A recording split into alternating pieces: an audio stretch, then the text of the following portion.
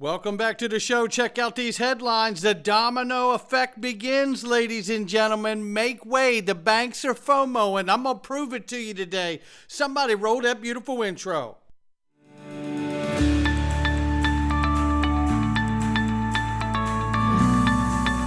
Digital Perspectives with Brad Kimes. Come on in.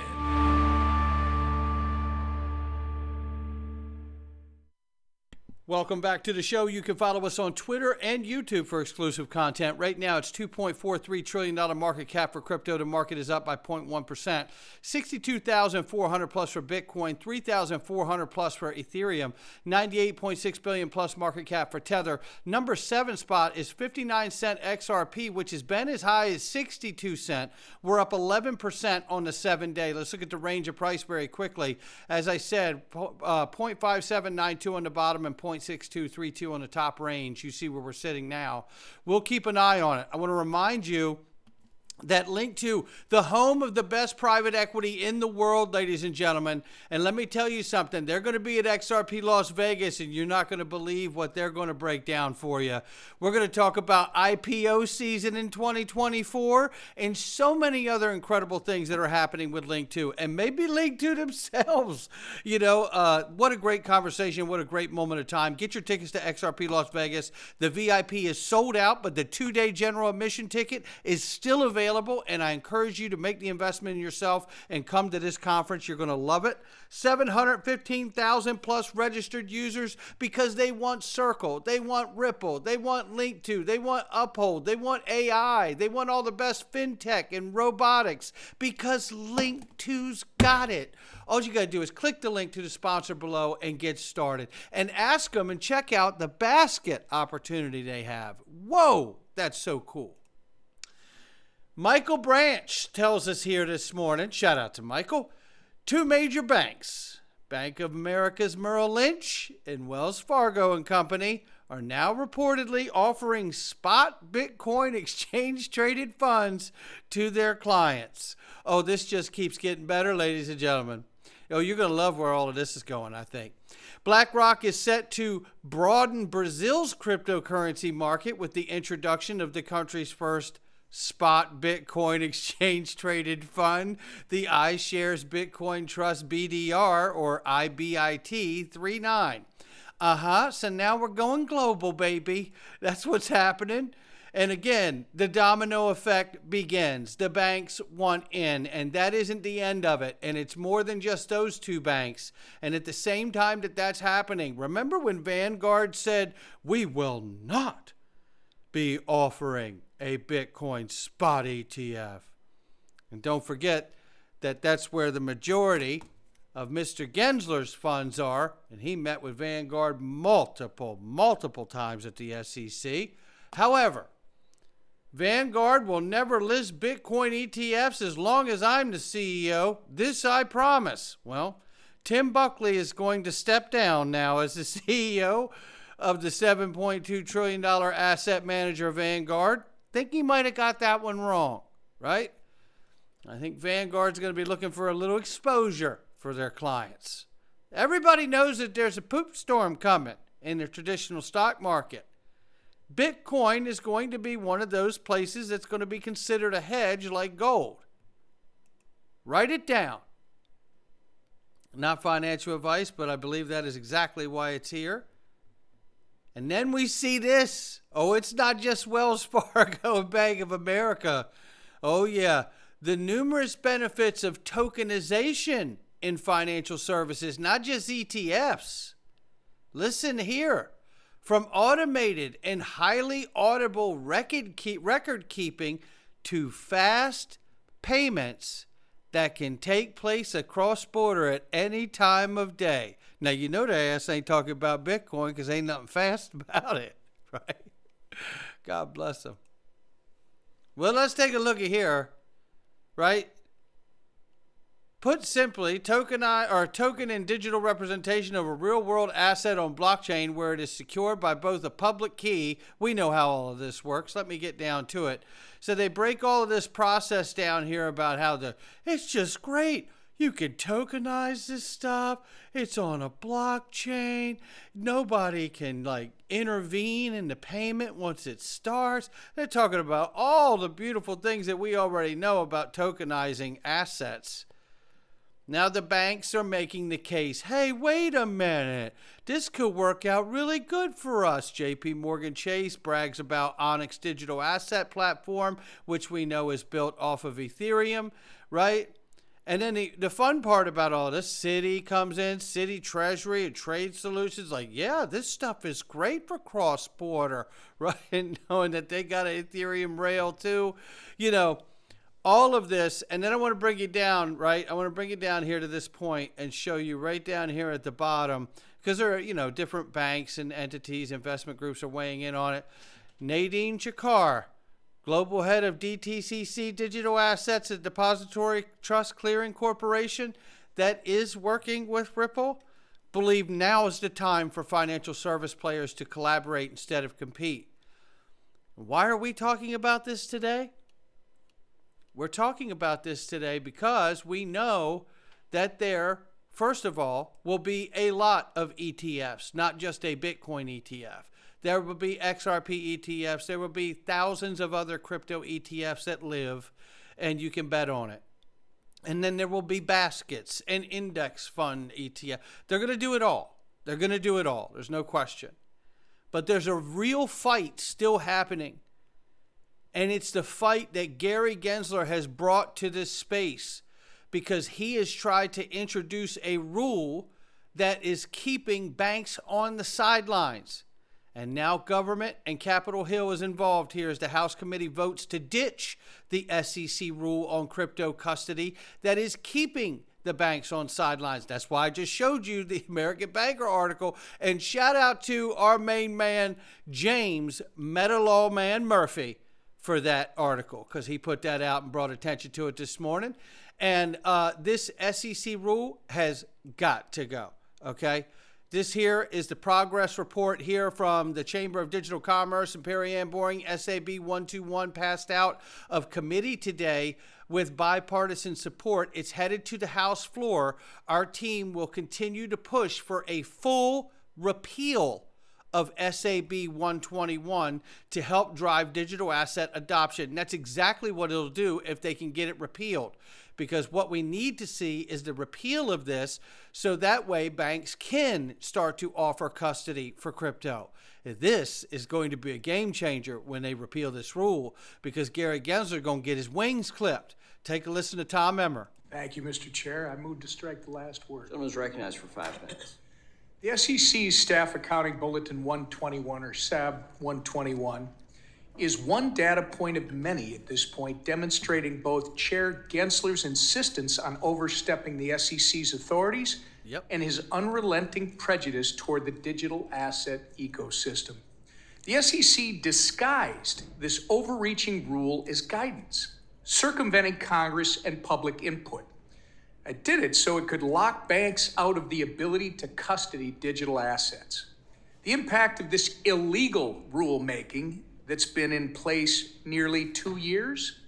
Well, first, SAB 121 introduces more unnecessary and avoidable concentration risk into the digital asset ecosystem, making our markets not fair, not orderly, and not efficient. The Bitcoin ETFs are a great example. Not a single bank provides the custodial services for any of the 11 approved ETFs. This is risky. Absolutely. Why in the world would we not let banks participate in this, knowing that they're highly regulated? Good lands. Shout out to Tom Emmer doing the work up there. And shout out to all of the associations, the Digital Chamber of Commerce, the Blockchain Association, for their work to educate Capitol Hill on exactly the danger of all of this. Now, I want to play this from Representative Mike Flood, because there's something he says in here that we all need to pay very close attention to. Resolution 109 is a Congressional Review Act resolution that would rescind the SEC's Staff Accounting Bulletin 121. I want to thank my colleague on the other side of the aisle, Congressman Nickel from North Carolina, for his leadership on this issue, as well as Senator Loomis, who is leading this effort in the United States Senate. For those who are not familiar, SOB 121 was guidance released by the SEC in March of 2022. Staff accounting bulletins are technical accounting guidance, not something we'd usually spend a lot of time debating during a committee markup. However, SOB 121 is different. It directs covered entities that custody digital assets to do so on balance sheet. The problem is that for banks, custodial assets are always considered off balance sheet for any other asset, like securities. Exactly. The ramifications of requiring banks to hold these assets on balance sheet are pretty significant. If a bank were to custody digital assets according to the parameters of SOB 121, the on-balance sheet treatment would affect their other regulatory obligations like their capital and liquidity requirements. And there it is. The same stuff that we're seeing Elizabeth Warren try to pull as well with her anti-crypto army. We know that they're in bed together, Gensler and Warren too, right? Let's come up with these things like rulemaking, right? And let's put the rulemaking in place that discourages the banks to participate by making them hold it on their balance sheet, which is absolutely absurd. The end result is that banks must choose to either custody digital assets, thus inflating their balance sheet and severely affecting every other line of business, or stay entirely out of the market. Yep. That's not much of a choice at all. That's In right. effect, SOB 121 precludes banks from taking custody of digital assets altogether. Now, I'm sure there are a number of banks that don't have any interest in taking custody of digital assets right now anyway. That aside. But this SOB 121 prevents banks from effectively ever playing a custodial role for these assets. You're locking out the most regulated institutions from a market they know well, which Bingo. is custody. There are some serious ramifications that stem from that. In January, the SEC approved 11 spot Bitcoin ETFs. These ETFs are giving a lot more retail investors the ability to invest in Bitcoin. Because of SOB 121, banks aren't able to serve as custodians for the Bitcoin within those ETFs. The lack of bank custodians for Bitcoin ETFs is particularly important because holding private keys to Bitcoin is akin to carrying physical cash. Both are bearer instruments, which means the holder of the asset is presumed to be in full control. Listen. That's a situation where you might want more bank custodians who are well-regulated experts on custody, on the job. As it is, there are only 4 total custodians for those 11 Bitcoin ETFs, and they are all non-banks. Think about that. Yeah, that's huge. They're setting up the risk right there, right? By carving out this rulemaking at the SEC that is really trying to set legal precedent on what the banks can and can't do from the SEC chair. That's how dirty and underhanded Gary Gensler is. But listen to this next part where he talks about prudential regulation. Remember, CFTC, SEC are market regulators, Treasury, FSOC, all of those entities, the agencies, it's a collection of agencies, sit above the market regulator. Mr. Chairman, I seek unanimous consent to submit 2 items describing this issue as it relates to Bitcoin ETFs. One is a joint op-ed on this topic from myself and Congressman Nickel, and the other is a letter from the American Bankers Association. Without objection. So how did we get to this point? Unfortunately, there were some serious problems with the process around SOB 121 and how it was issued. The SEC issued SOB 121 without conferring with the prudential regulators who are the experts on regulating bank custody. He just said it. It's what I've been saying to you. FSOC, prudential regulators. This is what I've been saying to you, right? Systemically important. SIFMUs, SIFMEs, systemically important financial market utilities, systemically important financial market infrastructure, right? All birthed from the Dodd-Frank Act and the creation of FSOC within it. Non-bank designations guidance provides transparent process, significant opportunities for engagement with both a non-bank financial company under review and its existing regulators. This is what we're talking about here. FSOC, prudential regulators, right? Now, what do they regulate with FSOC? Well, FSOC has been known to deem certain entities as systemically important financial market utilities. Systemically important. SIFMUs, right here, right?